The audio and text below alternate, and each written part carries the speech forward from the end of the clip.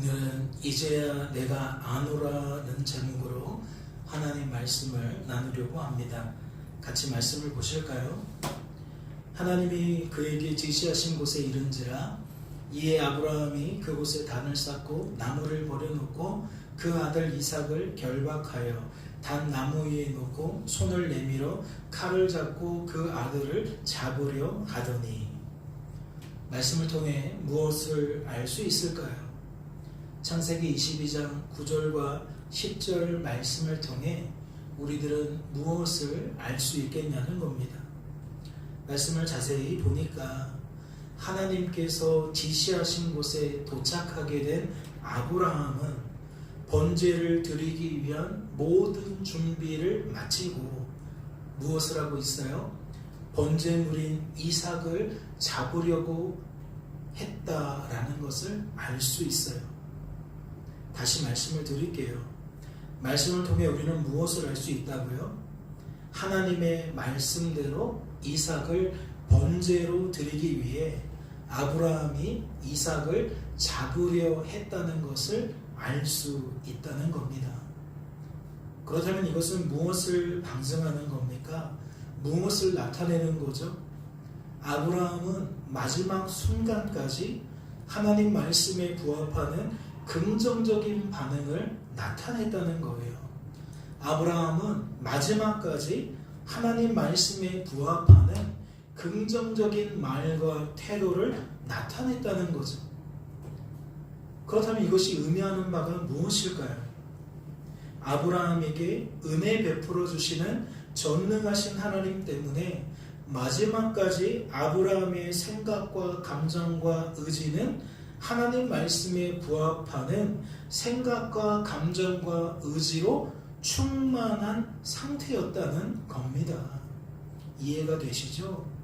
지금 말씀을 보니까 아브라함은 마지막 순간까지 어떠한 반응을 내고 있느냐?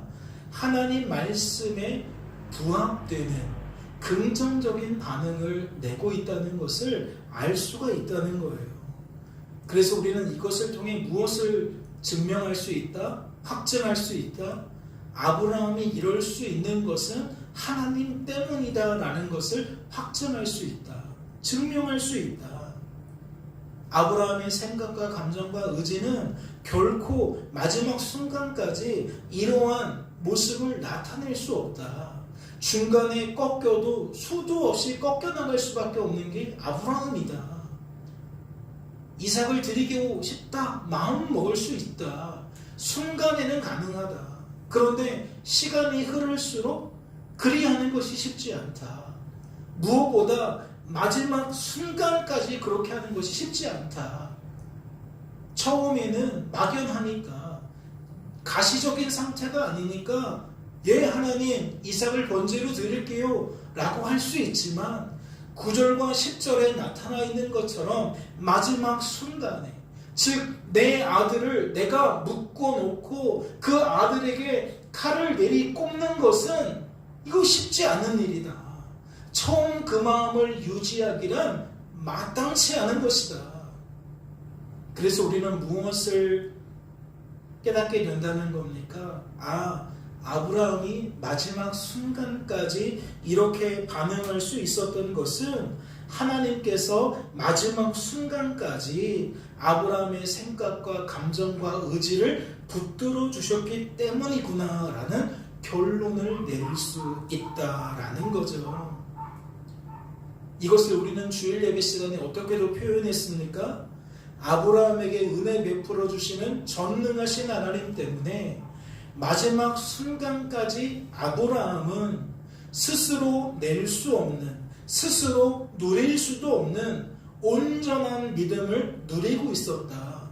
굳건한 믿음을, 강한 믿음을, 견고한 믿음을 누리고 있었다. 즉 마음 상태가 다른 것이, 다른 생각과 감정과 의지가 스며들 수 없는 온전히 하나님의 것으로만 충만한 상태를 누릴 수가 있었다라고 우리가 결론을 내릴 수 있었죠. 생각해 보세요. 창세기 22장 말씀에 나타난 하나님의 요구가 무슨 요구입니까?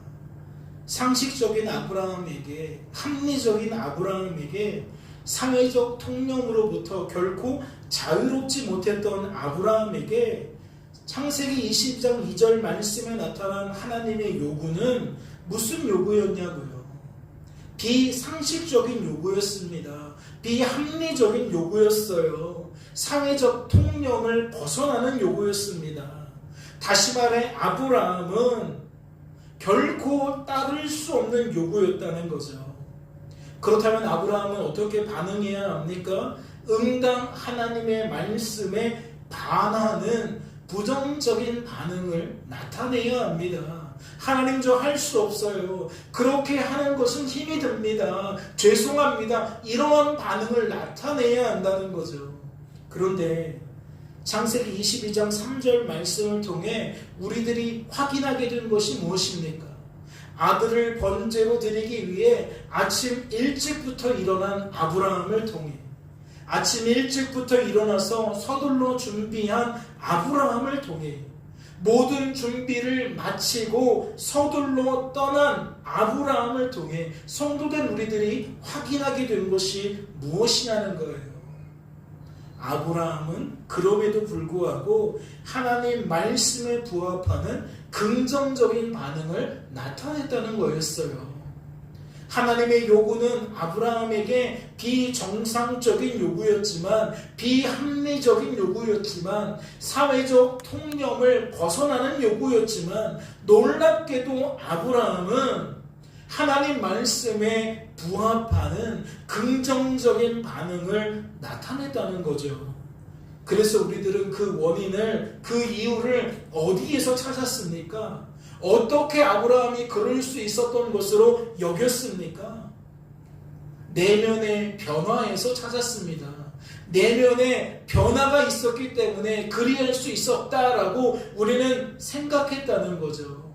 즉 아브라함의 생각과 감정과 의지는 하나님 말씀에 부합하는 생각과 감정과 의지로 충만했었다는 거예요.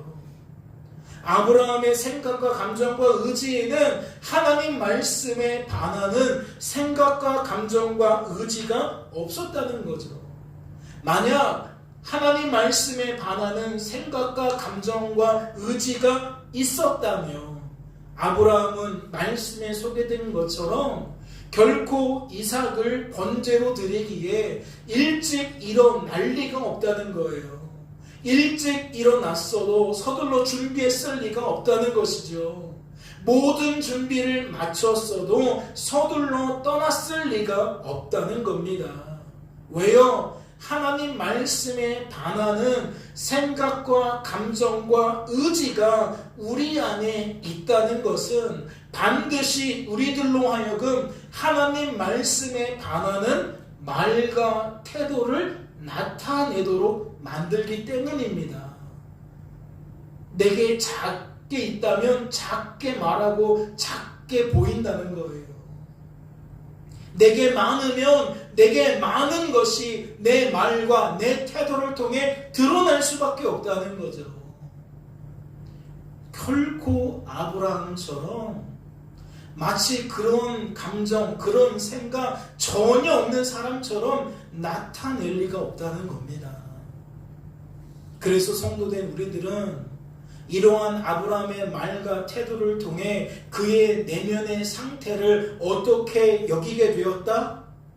아브라함에게 은혜 베풀어 주시는 전능하신 하나님 때문에 아브라함의 생각과 감정과 의지가 하나님 말씀에 부합하는 생각과 감정과 의지로 충만한 상태가 되었다고 여기게 되었다는 거예요. 즉 스스로의 힘과 능력으로는 결코 누릴 수가 없는 온전한 믿음, 굳건한 믿음, 강한 믿음, 견고한 믿음, 아브라함에게 베풀어 주시는 전능하신 하나님 때문에 아브라함은 누리게 되었다고 여기게 되었다는 거죠. 이해가 되셨죠? 우리는 아브라함의 전후 상황을 통해서 무엇을 면밀히 살피고 확인했느냐? 아브라함의 이러한 말과 태도는 그냥 이루어진 것이 아니라 그의 내면적인 변화가 있었기 때문이라는 것이고, 그 내면적인 변화는 하나님 말씀에 부합되는 생각과 감정과 의지로 아브라함의 생각과 감정과 의지가 충만하게 되었기 때문이다. 그래서 이 충만한 상태를 다른 말로 믿음이라고 표현한 것이고, 충만한 상태이기 때문에 믿음 앞에 무엇을 붙인 거예요? 온전한 믿음, 굳건한 믿음, 강한 믿음, 견고한 믿음이라고 이름을 붙인 거죠. 그래서 아브라함은 전혀 망설임 없이 아침에 일찍 일어나서 모든 준비를 마치고 서둘러 떠날 수가 있었다 라고 해석하게 되었다는 거죠. 이러한 말씀 해석은 무엇을 통해서도 확인할 수 있습니까? 5절과 8절 말씀을 통해서도 확인할 수 있습니다. 즉 창세기 22장 5절과 8절 말씀에 나타난 아브라함의 말과 태도를 통해서도 확인할 수 있다는 거죠. 집을 떠나 3일 길을 달려 하나님께서 지시하신 산에 도착하게 된 아브라함이 종들에게 너희는 나귀와 함께 여기서 기다리라고, 내가 아이와 함께 저기 가서 예배하고 우리가 너희에게 돌아오리라고 한 것을 통해 우리들은 확인할 수가 있었다는 거예요. 여전히 아브라함이 그 상태였다라는 것을 확인했다는 것이죠. 또 무엇을 통해 확인한 겁니까? 이삭과 함께 산을 오르던 중에 뜬금없이 이삭이 아버지 번제할 어린 양은 어디 있나요? 라고 물었을 때에 아브라함이 아들에게 내 아들아 번제할 어린 양은 하나님이 자기를 위하여 친히 준비하시리라 라고 이야기한 것을 통해 확인할 수 있었다는 거예요. 아브라함은 처음부터 지금까지 계속 그 상태구나. 그 충만한 상태구나. 온전한 믿음에 사로잡힌 상태구나. 강하고 굳건하고 견고한 믿음의 상태인 거구나. 그의 생각과 감정과 의지는 하나님 말씀에 부합되는 생각과 감정과 의지로 가득한 상태였구나 라는 것을 우리는 확인케 되었다는 거죠. 그렇다면 묻지 않을 수 없습니다. 성도된 우리들은 이처럼 말씀에 소개된 누군가의 긍정적인 반응을 통해 무엇을 주목해야 합니까? 아브라함의 기사를 통해서든 그 누군가의 기사를 통해서든 하나님 말씀에 부합하는 인생의 생각과 감정과 의지를 통해 성도된 우리들은 무엇을 바라보아야 하냐는 거예요. 하나님 말씀에 부합하는 누군가의 말과 태도를 통해 성도된 우리들은 무엇을 의지해야 하냐는 거죠. 하나님 말씀에 부합하는 누군가의 긍정적인 반응을 통해 성도된 우리들은 무엇을 자랑해야 되냐는 거예요. 즉 아브라함의 기사를 창세기를 통해 읽어내려가면서 우리들은 무엇을 생각해야 되냐는 거죠. 무엇을 바라봐야 되냐는 거예요. 저는 인생을 위한 하나님의 뜻을 이루시기 위해 인생에게 은혜를 베풀어 주시는 전능하신 하나님을 생각해야 된다고 생각해요. 전능하신 하나님을 바라봐야 된다고 생각해요. 아브라함의 기사를 통해 우리는 하나님을 볼 수 있어야 한다는 거죠. 아브라함의 기사를 통해 하나님을 의지할 수 있어야 한다는 것이고, 아브라함의 기사를 통해 하나님을 자랑할 수 있어야 한다는 거예요. 사회적 통념을 따른다면, 상식을 따른다면, 합리적인 것을 따른다면 우리들은 아브라함의 기사를 통해 아브라함을 주목해야 돼요. 아브라함의 잘한 점은 아브라함의 잘한 점으로, 아브라함의 못한 점은 아브라함의 못한 점으로, 그렇게 우리는 잘하든 못하든 아브라함을 주목해야 된다고요. 그런데 말씀을 아무리 곱씹고 봐도 그 의미를 추론해 보니까 결국 우리는 아브라함의 긍정적인 반응을 통해, 긍정적인 말과 태도를 통해, 긍정적인 생각과 감정과 의지를 통해 무엇을 바라보고 의지하고 자랑해야 된다? 우리는 어떻게 결론을 내릴 수 있다는 겁니까?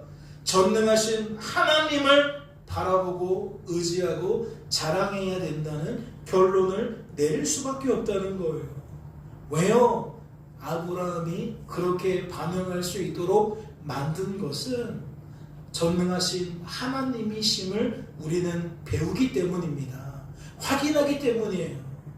이건 아브라함이 독자적으로 좋은 방향을 선택한 것이 아니구나, 좋은 말을, 좋은 태도를 낸 것이 아니구나, 그렇게 나타낼 수 있도록 하나님이 도와주신 결과구나 라는 것을 우리는 계속해서 살펴봤잖아요. 그러니까 아브라함의 기사를 통해서 우리가 바라보아야 할 대상은 전능하신 하나님이다. 인생에게 은혜 베풀어 주시는 전능하신 하나님을 의지하고 자랑해야 된다라고 우리는 결론을 내릴 수가 있다라는 거죠. 그렇다면 오늘 본문 말씀을 보실까요? 여호와의 사자가 하늘에서부터 그를 불러 이르시되 아브라함아 아브라함아 하시는지라. 아브라함이 이르되 내가 여기 있나이다. 사자가 이르시되 그 아이에게 내 손을 대지 말라. 그에게 아무 일도 하지 말라. 내가 내 아들 내 독자까지도 내게 아끼지 아니하였으니 내가 이제야 내가 하나님을 경외하는 줄을 아노라. 말씀을 통해 무엇을 깨닫게 되십니까? 전능하신 하나님은 아브라함과 이삭을 위한 하나님의 뜻을 이루시기 위해 아브라함이 이삭을 죽이지 못하게 하셨다는 것을 깨닫게 되십니까? 마음에 하나님 말씀에 반하는 것이 없었던 아브라함은 우리가 직접 말씀을 통해 무엇을 확인했어요? 모든 것을 준비하고 이삭을 묶은 다음 높이 칼을 치켜들고 아들을 잡아 죽이려고 했다는 것을 확인했어요. 조금 더 망설임 없이 하나님의 말씀대로 행하려고 하는 아브라함을 발견할 수 있었다고요. 그런데 그 다음 말씀인 11절과 12절 말씀을 보니까 무엇을 확인하는 거예요? 하나님이 급하게 아브라함을 막아 세우는 것을 확인할 수 있는 거예요. 아브라함이 이삭을 죽이지 못하도록 가로막는 것을 확인한다라는 거죠. 그렇다면 누누이 말씀을 드리지만 하나님은 왜 그러신 거예요? 다른 게 아니라 그랬어요. 창세기 17장 19절과 21절 말씀에 소개된 것처럼 전능하신 하나님은 이삭과 언약을 세우시기 위해 이렇게 하신 거예요.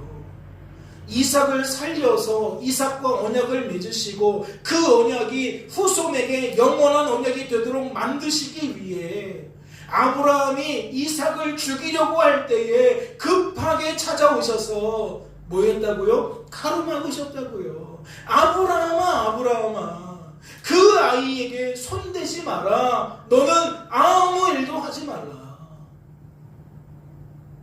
그렇다면 이러한 결과는 우리들에게 무엇을 강화시켜주는 겁니까? 무엇에 확신을 더해주는 겁니까?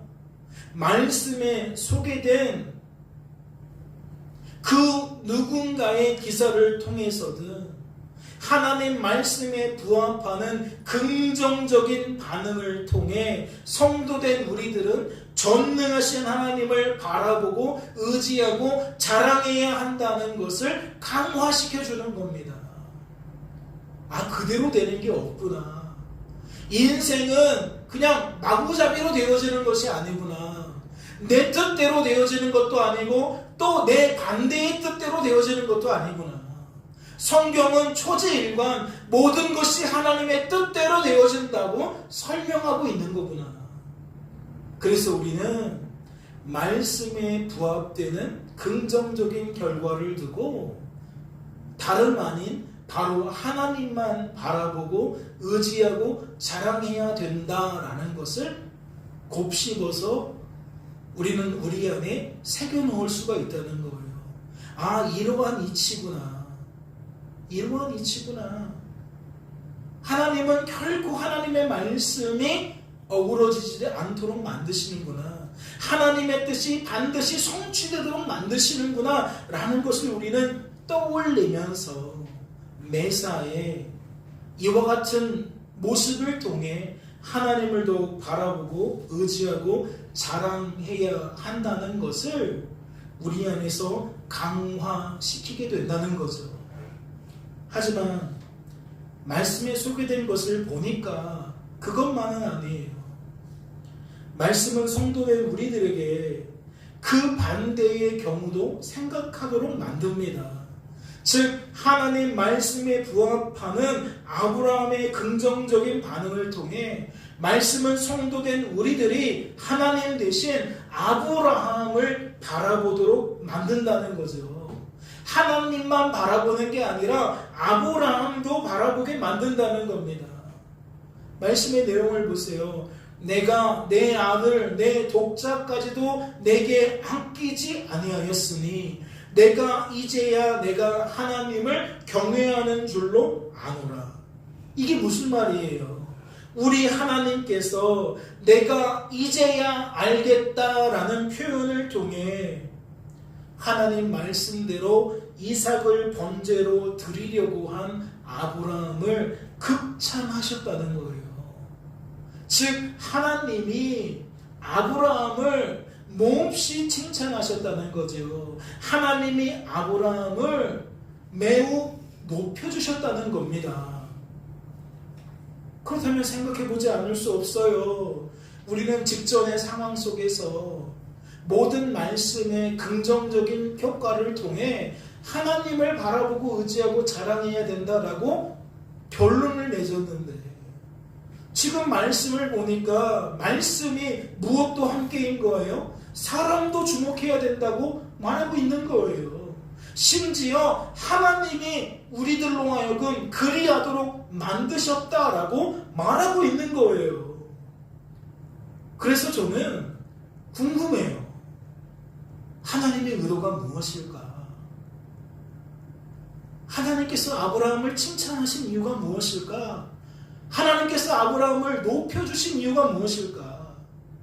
이는 분명히 아브라함이 한 일이 아니라 하나님께서 하신 일인데 하나님 때문에 아브라함이 그리할 수 있었던 것인데 이것을 누구보다 하나님께서 잘 알고 계실 텐데 어째서 하나님은 칭찬할 것 없는 아브라함을 칭찬하셨냐는 거죠. 그것도 극찬하셨냐는 거예요.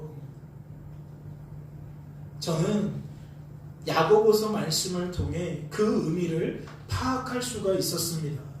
말씀을 보실까요? 말씀을 보세요. 우리 조상 아브라함이 그 아들 이삭을 제단에 바칠 때에 행함으로 의롭다 하심을 받은 것이 아니냐? 내가 보거니와 믿음이 그의 행함과 함께 일하고 행함으로 그 믿음이 온전하게 되었느니라. 이에 성경에 이른바 아브라함이 하나님을 믿으니 이것을 의로 여기셨다는 말씀이 이루어졌고 그는 하나님의 것이라 칭함을 받았나니 이로 보건대 사람이 행함으로 의롭다 하심을 받고 믿음으로만은 아니니라. 이해가 되세요? 여러분 파악이 되십니까? 하나님이 무엇 때문에 아브라함을 극찬하셨는지 여러분 감이 좀 오세요? 다시 한번 말씀을 찬찬해 보세요. 우리 조상 아브라함이 그 아들 이삭을 제단에 바칠 때에 행함으로 의롭다 하심을 받은 것이 아니냐?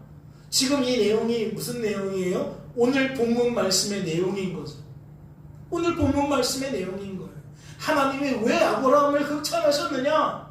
아브라함이 행함으로 그의 믿음을 나타냈기 때문이 아니냐? 그래서 하나님도 그 아브라함을 극찬하신 것이 아니냐? 지금 그렇게 말하고 있는 거예요. 내가 보거니와 믿음이 그의 행함과 함께 일하고 행함으로 믿음이 온전하게 되었느니라. 이에 성경에 이른바 아브라함이 하나님을 믿으니 이것을 의로 여기셨다는 말씀이 이루어졌고 그는 하나님의 벗이란 칭함을 받았나니 이로 보건대 사람이 행함으로 의롭다 하심을 받고 믿음으로만은 아니니라. 말씀에 나타난 강조점이 뭐죠? 믿음과 행함이라는 것은 뗄래야 뗄 수 없는 사이라는 거예요. 즉 믿음은 반드시 행함을 통해 나타낸다는 거죠. 행함이 없는 믿음은 진짜 믿음이 아니라는 거예요. 올바른 믿음이 아니라는 거죠. 다시 말해 아브라함이 믿음의 조상이라고 불리워지는 것은 이삭을 번제로 드리라는 하나님의 말씀에 아브라함이 긍정적인 반응을 나타냈기 때문이라는 겁니다. 아브라함이 말씀에 부합하는 긍정적인 행동을 나타냈기 때문이라는 거죠. 그렇다면 야고보서의 저자는 아브라함의 기사를 통해 어떠한 메시지를 내고 있는 겁니까? 나 믿음 있는 사람이야, 나 믿음 좋은 사람이야 라고 말하면서 행함이 뒤따르지 않는 사람들을 향해 너희가 정말 믿음이 있다면 아브라함처럼 반드시 믿음에 부합하는 무엇이 있어야 한다? 행함이 있어야 한다. 지금 그런 메시지를 내고 있는 거예요. 말만 앞서고 행함이 없는 사람, 믿는다고 말만 하고 믿는 행동이 없는 사람, 바로 그런 사람들을 위해 믿음의 조상 아브라함을 예로 들어 그건 잘못된 것이다 라고 말하고 있다고요. 믿음이라는 것은 행동을 나타내도록 만든다는 거라고 가르쳐주고 있는 거예요. 그렇다면 이러한 주장을 통해 성도된 우리들은 무엇을 확인할 수 있는 거죠? 지금 야고보서의 저자가 말하는 믿음은 성도된 우리들이 아브라함의 기사를 통해서 재차 확인하였던 그 믿음이었음을 확인할 수 있는 거예요. 야고보서의 저자가 말하는 믿음과 아브라함의 기사를 통해 살펴보았던 그 믿음이 다르지 않다라는 거죠.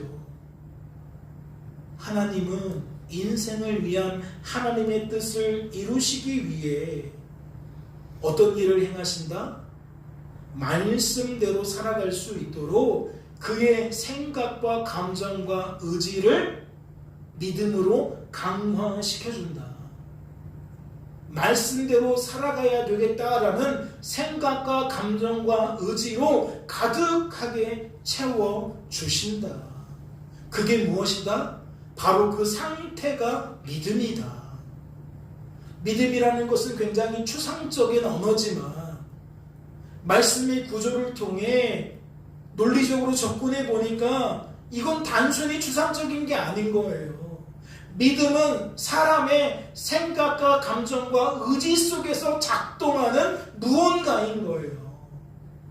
그런데 말씀을 보니까 이것을 어떻게 설명할 수 있다고요? 하나님 말씀에 부합하는 생각과 감정과 의지로 우리의 생각과 감정과 의지가 충만하게 되는 상태가 곧 믿음이라는 거예요.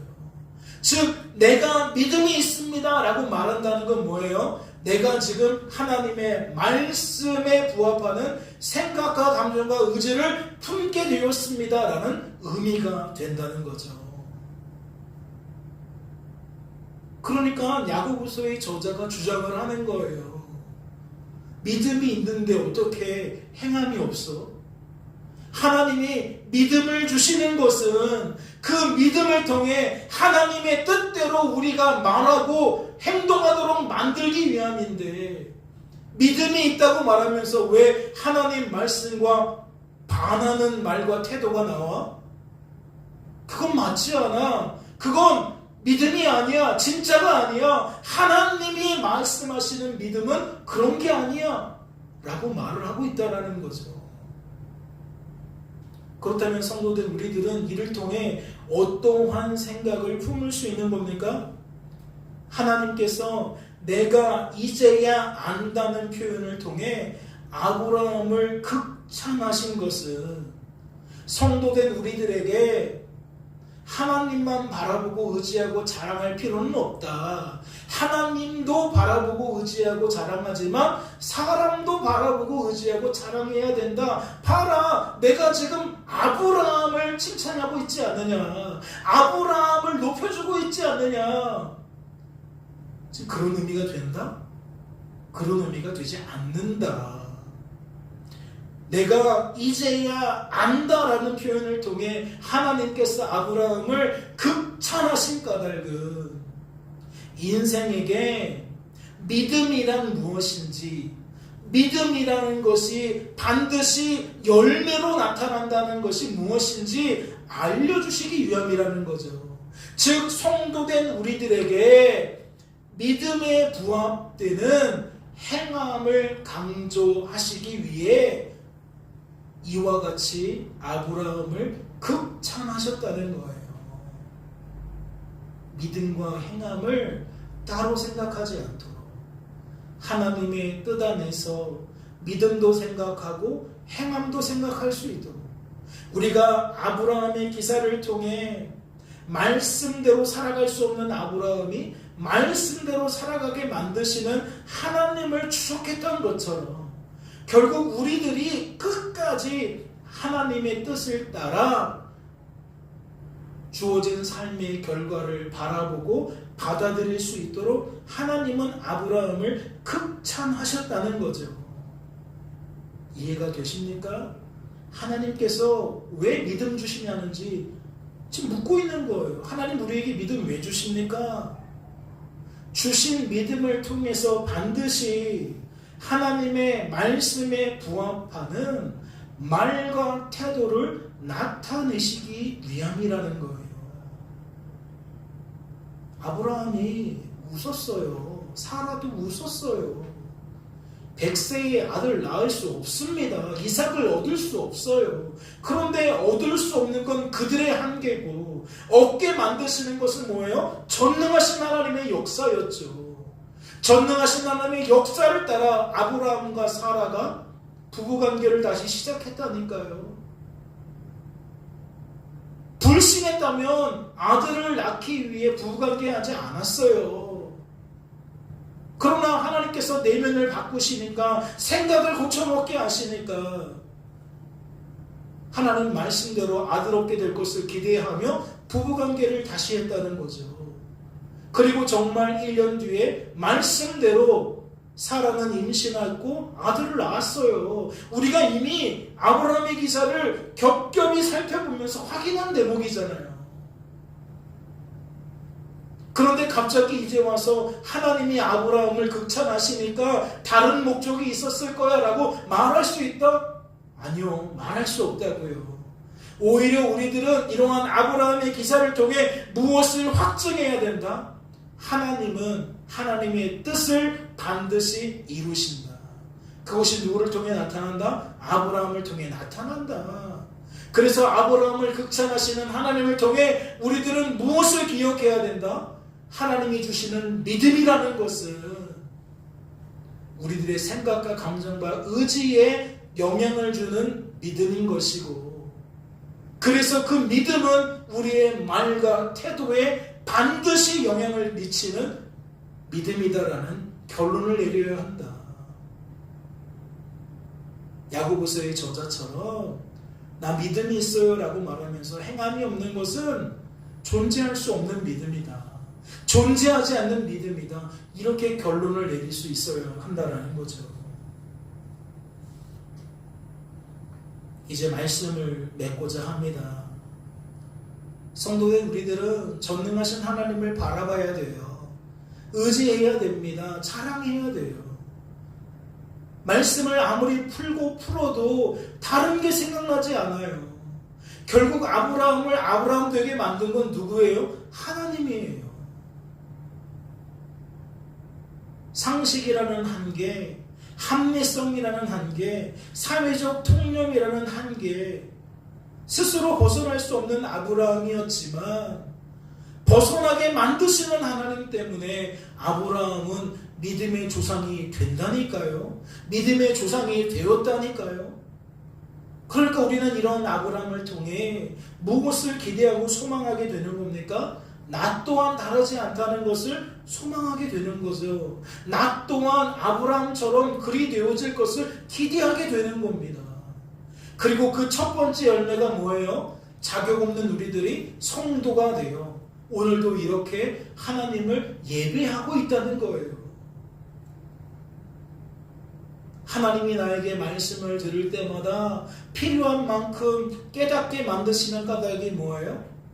그 깨닫게 되어질 만큼 삶 속에서 말하고 행동하게 만드시기 위함인 거예요.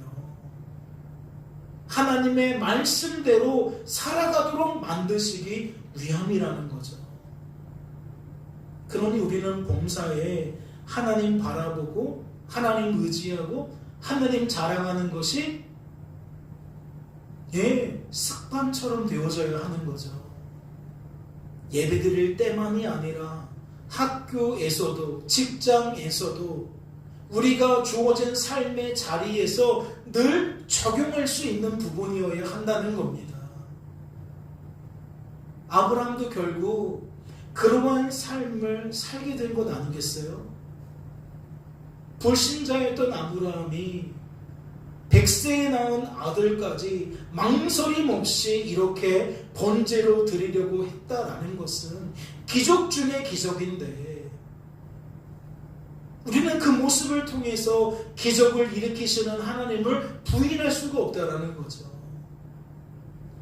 오늘 우리들의 삶 속에서도 그 하나님이 여전하시고 그 하나님이 우리와 함께하고 계심을 기억할 수 있다면 우리가 무엇 때문에 불안하겠어요? 무엇 때문에 답답하겠어요? 우리는 다른 것을 바라볼 필요도 없고 다른 것을 의지할 필요도 없고 다른 것을 자랑할 필요도 없는 거예요.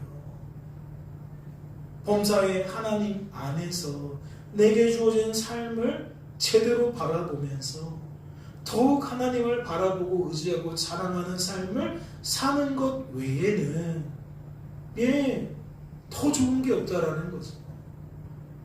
남은 한 주간의 삶 속에서도 우리의 한계를 뛰어넘게 만드시는 하나님을 기억하시면서 우리들도 그런 칭찬을 받기를 원합니다. 내가 이제야 내가 나를 경외하는 줄 알겠다. 아브라함이 들은 칭찬처럼 우리도 하나님의 뜻을 따라 복된 삶을 살아가며 하나님께 칭찬 듣는 그런 인생들 되어질 수 있기를 주님의 이름으로 소망합니다. 잠시 기도하겠습니다. 하나님 아버지, 아브라함을 칭찬하시기까지 아브라함의 삶을 끊임없이 돌보시고 지키셨던 하나님을 기억하게 됩니다. 불신을 드러내고 고정관념을 드러내는 아브라함을 포기하지 않으시고 하나님의 뜻대로 결국 살아가도록 만드신 하나님을 우리는 기억하게 됩니다. 그리고 그 하나님이 우리에게도 그리해 주실 것을 기대하게 됩니다. 소망하게 됩니다. 우리가 아브라함과 무엇이 다릅니까? 상식을 부르짖으며 합리적인 것을 부르짖으며 사회적 통념을 따라 불신을 드러내는 고정관념을 드러내는 아브라함과 우리들이 무엇이 다릅니까? 우리는 하나님에 반하는 존재들입니다. 그러한 생각과 감정과 의지들로 가득 찬 상태입니다. 그래서 우리에게는 우리 자체에게는 기대할 것도 없고 소망할 것도 없습니다. 그러나 말씀을 통해 우리가 그러한 아브라함을 변화시키는 하나님을 생각하게 됩니다. 그리고 그 하나님 때문에 우리도 변화될 것을 생각하게 됩니다. 그래서 우리에게는 또다시 기대가 생기고 소망이 생깁니다. 남은 한 주간의 삶 속에서도 내가 이제야 아노라 라는 그 칭찬이 이제 우리의 것이 되어질 것을 기대하게 됩니다. 소망하게 됩니다. 하나님, 지금은 너무나도 부족한 것이 많습니다. 너무나도 성도답지 못한 것이 많습니다. 그러나 그런 우리를 포기하지 않으실 하나님을 기대하며 그런 하나님 안에서 우리의 삶을 다시 기대로 채우게 됩니다. 주님 붙들어 주옵소서. 이 기대와 소망이 꺾이지 아니할 수 있도록 주여 붙들어 주시옵소서. 주께서 우리를 붙들어 주실 줄로 믿고 감사드리며 이 모든 말씀 우리를 주에서 구원하신 예수님의 이름으로 기도하옵나이다. 아멘.